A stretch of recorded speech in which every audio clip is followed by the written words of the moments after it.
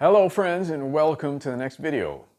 Well, this is the end of our little hand technique series, and I do have one little thing that I want to show you that you can apply the theories and concepts we've been talking about. But more than anything, I would like to just say something about all this material. Obviously, it takes a lot of work, and it's a big part of drumming, right? Your hand technique will facilitate your experience on the drums, your creativity, and it'll make life a lot easier on you. Most of all, it will help you to avoid injury and allow you to have a smooth experience on drums, health-wise, at least with your hands. Of course, with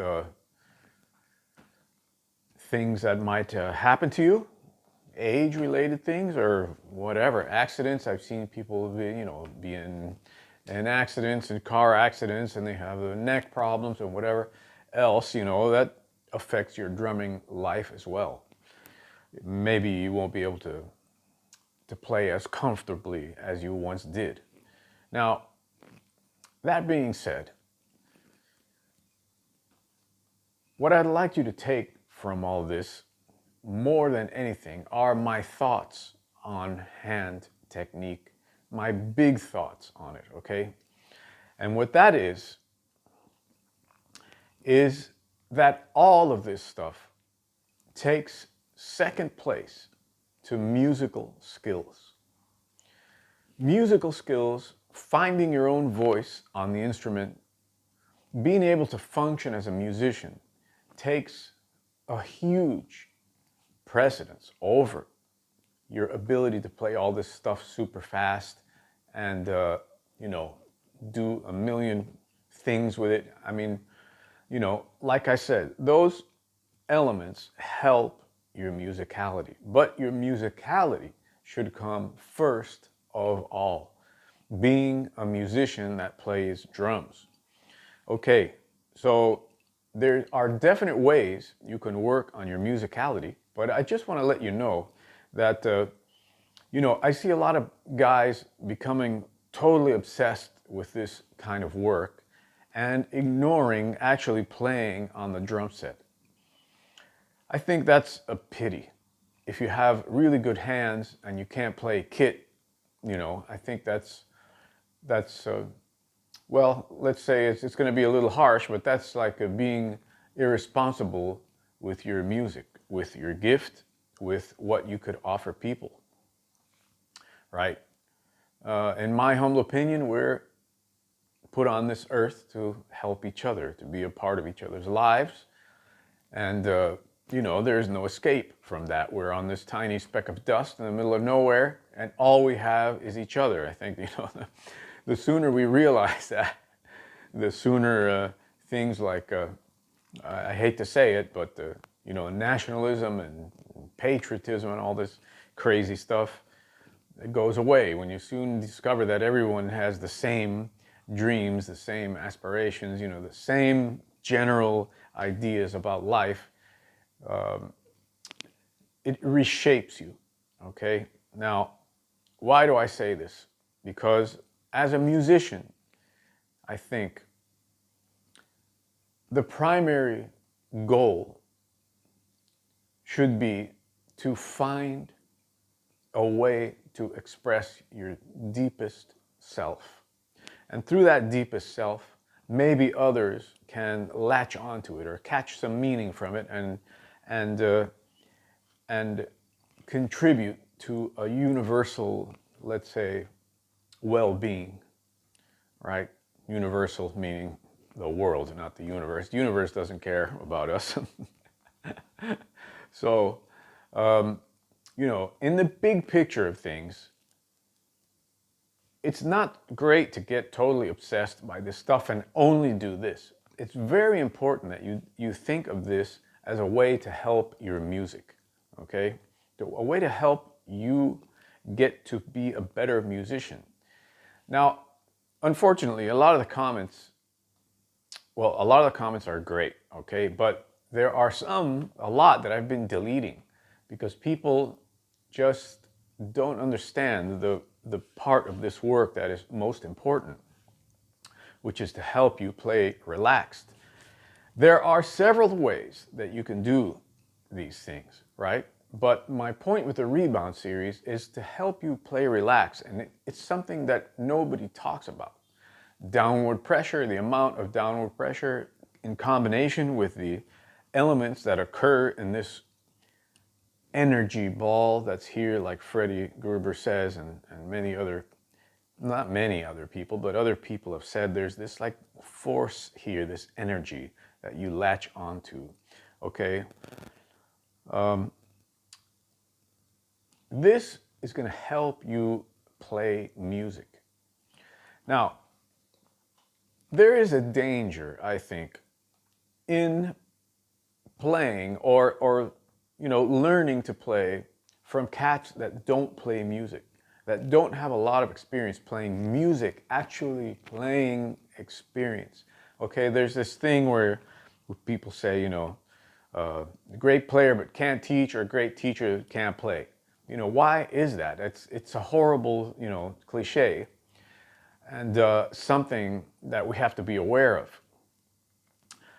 I think that it's beneficial up to a certain point to take lessons with someone who has no playing ability and music, right? But in the end, that kind of thinking can lead you astray, I think, from your path as a musician. I've seen guys that copy everything Freddie is saying or Murray is saying, but I don't ever see them on a kit or playing music. Music is like absent from their lives, and this is what music is for them.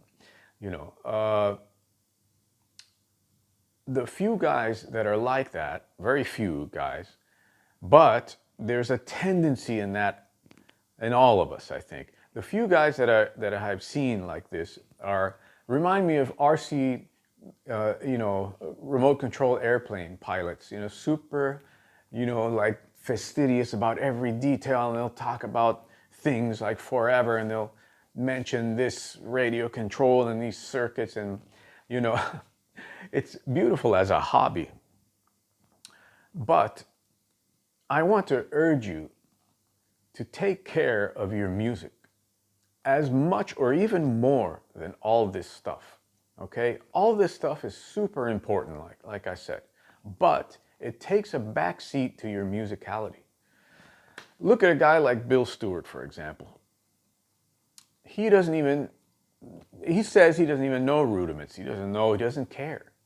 He's one of the most workingest jazz cats in the world. His playing is absolutely beautiful, super musical, groundbreaking in his rhythmic approach to drumming, right? His sound is amazing. I've also seen really great players that I've gotten together with them at their house. I mean, they're amazing musicians, but I'll show them some of this stuff and they're like, oh, damn, I didn't know you could do that. And I'll look closely at their hands, and they're using like several different techniques to get across what they're trying to get across. So when you're dogmatic about one thing, it's not a great thing. Whatever you can do to increase your musicality is what you should be concentrating on the most. Okay, let me say this again. This is super important, your hand technique, okay? But unless you're like in drum corps or something of that nature, nobody's going to hire you for what kind of grip you use or how many rudiments you know, or stuff like that. I think to be an artist, to be a musician, is something that you really have to fight for. I mean, you have to fight for it with every breath of your life. Learning this stuff, there's a set route, right? And you can do it, and if you have dedication and effort, you put effort into it and you follow a plan. But being a musician is a little more nebulous. It's about yourself, about your experiences, about how you see the world, about what you do with your time, about the people you hang around, the things you eat, the places that you go to, the countries you've lived in. All that stuff is what makes you a musician. And it's much harder to get a hold of. I call all the things that anybody can show, paradiddles, double stroke, anybody can show that. Maybe they're not showing correctly. But that's like low-hanging fruit on the totem pole of drumming, okay? You think drummers in Africa know all these things? No, I mean, they are amazing musicians, amazing, okay? They're playing with sticks that are 100 years old and they're all taped up and stuff, and in many cases the wrong model and the wrong, I mean, I've seen all kinds of stuff, but the music is utterly amazing. So, what I'm trying to say is that take this seriously, but take your music even more seriously.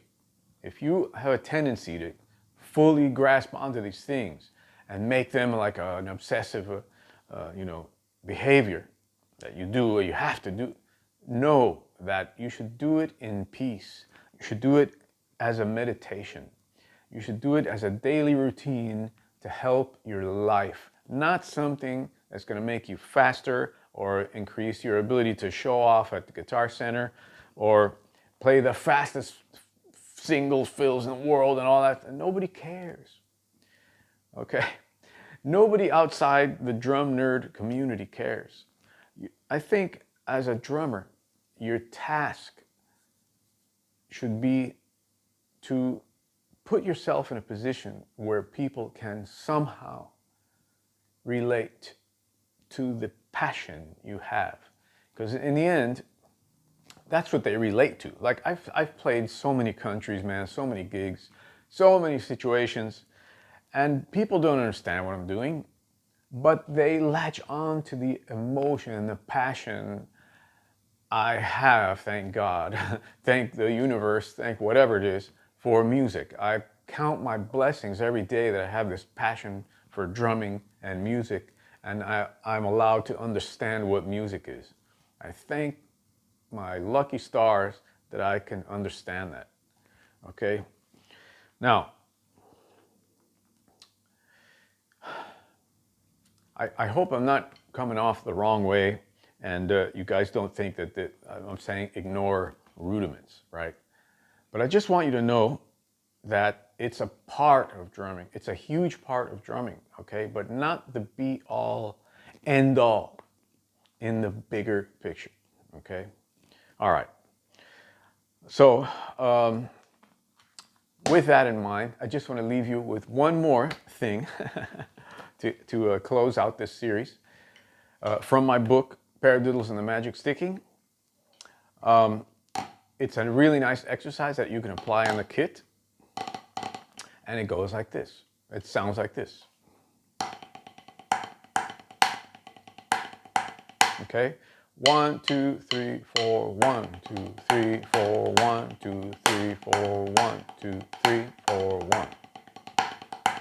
Okay, so what it is paradiddle, paradiddle, diddle, diddle. It's what I call the magic sticking, putting two diddles after whatever phrase that you're doing. So in this case, paradiddles, left, left, right, right. Okay, paradiddle, left, left, right, right. And then paradiddles, paradiddle, paradiddle, paradiddle. Okay, then it switches over to the left hand. Paradiddle, left, left, right, right. Paradiddle, paradiddle, paradiddle. Right, right, left, left. Paradiddle, paradiddle, paradiddle. Left, left, right, right. Paradiddle, paradiddle, paradiddle. Right, right, left, left. Okay?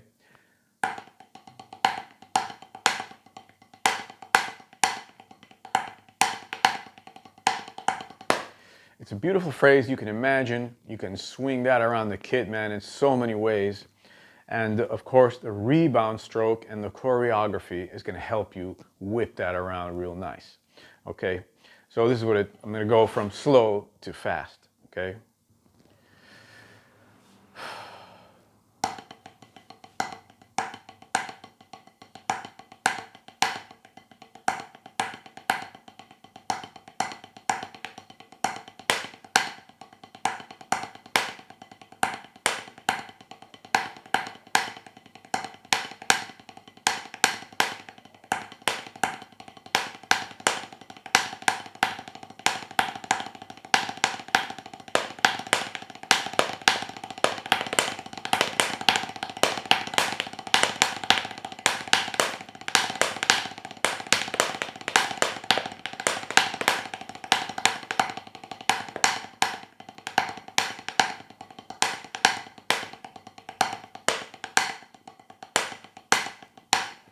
okay? It's a beautiful phrase. It's in my book, Paradiddles and the Magic Sticking. If you want to check that out, just check out my online store, philmaturano.com. If you want to have hand consultations, I'm doing those $100 an hour. Skype or WhatsApp or Zoom or whatever platform you want to use. The lesson site is there for you, waiting for you. $200 gets you into the year program. And the elite program, 3 hours a day, 7 days, okay? With me online on whatever platform video you want to use. You need a drum kit so I can see you playing. And we're going to hash out every single thing on the site. Music, hand technique, of course, reading, orchestration, everything that is on the site. Okay? That's the elite program. Check it out if you like more information. I can certainly have a conference call with you about it. Okay? All right, my friends. I thank you for watching this series. I thank you from the bottom of my heart for participating in this and watching the videos and listening to what I have to say. Okay? Thanks again. Peace out.